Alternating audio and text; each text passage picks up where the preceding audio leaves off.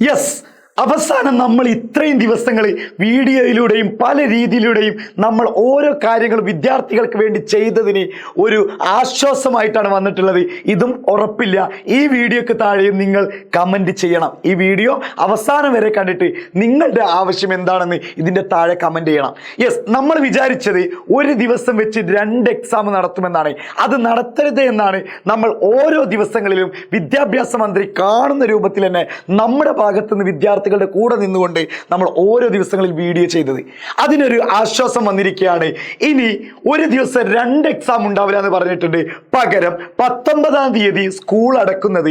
അപ്പോൾ നമുക്കൊരു കാര്യമുണ്ടായിരുന്നു, അങ്ങനെയെങ്കിൽ നമ്മുടെ വെക്കേഷൻ എങ്ങാനും കുളമായി പോവോ? കുറച്ച് എക്സാം ആദ്യം നടത്തി കുറച്ച് എക്സാം വെക്കേഷന് ശേഷം നടത്തിയാൽ അതും ഒരു പ്രയാസമാണ്. ഈ 2 പ്രയാസവും നമ്മൾ തുറന്നു കാണിച്ചിരുന്നു. ശരിക്കും അതിലൊരു വിജയം കണ്ടു എന്ന് വേണമെങ്കിൽ പറയാം. വിജയം കണ്ടു എന്നല്ല, ഒരു ആശ്വസിക്കാനുള്ള ഒരു വകുപ്പാണ്. 15-ാം തീയതി മുതൽ 23-ാം തീയതി വരെ ഒറ്റഘട്ടമായിട്ട് എക്സാം നടക്കും. എന്നിട്ട് 23-ാം തീയതിയാണ് നിങ്ങൾക്ക് വെക്കേഷൻ തരുന്നത്. പിന്നീട് ജനുവരി 5-ന് സ്കൂൾ വീണ്ടും തുറന്ന് പ്രവർത്തിക്കും. സാധാരണഗതിയിൽ നമ്മുടെ ഡിസംബർ 19-ാം തീയതി വെക്കേഷൻ തന്നിട്ട് നമ്മുടെ 28-ാം തീയതി തന്നെ ഓപ്പൺ ആക്കുന്ന രൂപത്തിലായിരുന്നു. പക്ഷെ അതിൽ നിന്ന് മാറിയിട്ട് ഒറ്റഘട്ടമായിട്ട് തന്നെ എക്സാം നടത്തണം. എക്സാമിനും ബാധിക്കരുത്. കുട്ടികളുടെ ഒരു മാനസിക സമ്മർദ്ദത്തിൻ്റെ രൂപത്തിലുള്ള എക്സാം നടത്തരുതെന്നും പിന്നെ അതുപോലെ തന്നെ വെക്കേഷനെ ബാധിക്കരുതും എന്നുള്ള രീതിയിൽ നമ്മുടെ വിദ്യാഭ്യാസ മന്ത്രി ശിവൻകുട്ടി സാർ ഒരു യോഗത്തിൽ പങ്കെടുത്ത് ആ യോഗത്തിൽ ഏകദേശം തീരുമാനമായിട്ടുണ്ട്. പക്ഷേ ഇനിയും അത് മാറാം. നിങ്ങൾ ചെയ്യേണ്ടത് ഒരൊറ്റ കാര്യമാണ്. നിങ്ങളിത് മാക്സിമം ഫ്രണ്ട്സിന് ഷെയർ ചെയ്ത് കൊടുത്തിട്ട് അവരോട് പറയേണ്ട ഒരു കാര്യം കൂടിയുണ്ട്. ഈ രൂപത്തിൽ തന്നെ എക്സാം നടത്തിയാൽ മതിയെന്ന്. കാരണം ഈ രൂപം എനിക്ക് തോന്നിയത് ഇതൊരു ആശ്വാസം തന്നെയാണ്, ഒരു ഹാപ്പി ന്യൂസ് തന്നെയാണ്. കാരണം വലിയ പ്രയാസങ്ങളില്ല, നമുക്ക് പഠിക്കാനും സമയമുണ്ട്.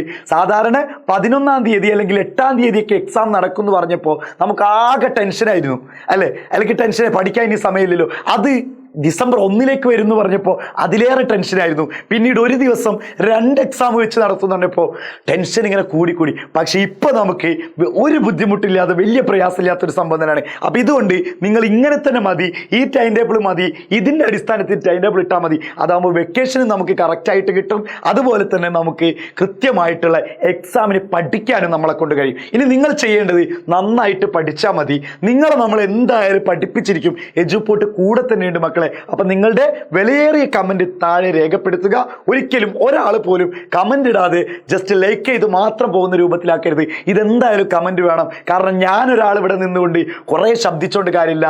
എൻ്റെ ഒരു ശബ്ദം അല്ലെങ്കിൽ എജുപോർട്ടിൻ്റെ ഒരു ശബ്ദം അത് വിദ്യാർത്ഥികളുടെ ശബ്ദമാണെന്ന് നമ്മുടെ ഈ പറയുന്ന ജനപ്രതിനിധികൾ അല്ലെങ്കിൽ നമ്മൾ പറയുന്ന MLA-മാരും നമ്മുടെ വിദ്യാഭ്യാസ മന്ത്രിക്ക് ഇത് അറിയണമെന്നുണ്ടെങ്കിൽ നിങ്ങളുടെ കമന്റ് തന്നെയാണ് വിലപ്പെട്ടത്. അതുകൊണ്ട് മക്കളെ, ഈ വീഡിയോക്ക് നിങ്ങളുടെ ലൈക്കും വേണം. അതുപോലെ തന്നെ നിങ്ങൾ ഓക്കെ ആണെങ്കിൽ മാത്രം ലൈക്കും വേണം, നിങ്ങളുടെ കമൻറ്റും വേണം. അപ്പോൾ എങ്ങനെ മക്കളെ കാര്യങ്ങൾ അടിച്ചു പൊളിക്കേണ്ട, നമുക്ക് സെറ്റാക്കേണ്ട ഈ രൂപത്തിൽ തന്നെ. അതായത് 15-ാം തീയതി മുതൽ 23-ാം തീയതി വരെയുള്ള ഒറ്റഘട്ടത്തിൽ തന്നെ നടക്കണം. ഹയർ സെക്കൻഡറിയുടെ ചിലപ്പോൾ 2 എക്സാം വെക്കേഷന് ശേഷമായിരിക്കും ഹയർ സെക്കൻഡറിൻ്റെ കാര്യത്തിൽ കേട്ടോ. അപ്പോൾ അതും കൂടി എന്ത് ചെയ്ത് നോക്കുള്ളൂ, അത് ഉറപ്പില്ല.